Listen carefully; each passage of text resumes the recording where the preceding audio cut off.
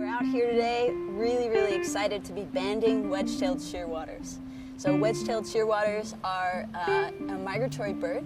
They're protected federally under the Migratory Bird Treaty Act of 1918. And we're out here today to keep track of the individual birds that we have nesting here on base. So we're working with UH to make sure that we're putting these little fancy bracelets on them that have numbers engraved on them. And that's going to help us keep track of these individual chicks in the future.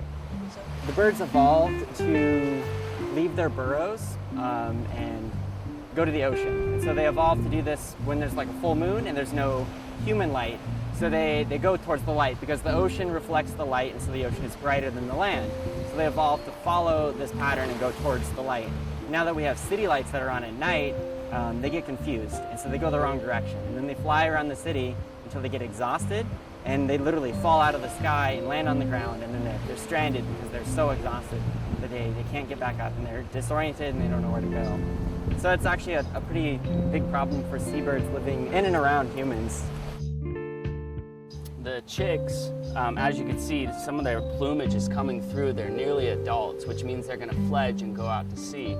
And we want to get bands on them before they do that. By attaching these steel bands to their legs, you wouldn't be able to see them from a distance, but if any birds were to become injured or die from falling out, then we would be able to track kind of the proportion of the population that is falling out from light pollution. They definitely have their own personalities. Some of them are extremely feisty and some of them are really docile. Some of them don't even move. They just look at you really and kind of let you do whatever. And the other ones, they'll tear you up. You know, you'll get cuts and bleed all over the place. But when you recapture these bands, they go into a big global database, and then that data can be used in market capture models that estimate population size and reproductive rates, so we can actually model how many birds there are, how many birds there will be, how fast they're breeding, and the health of the overall population.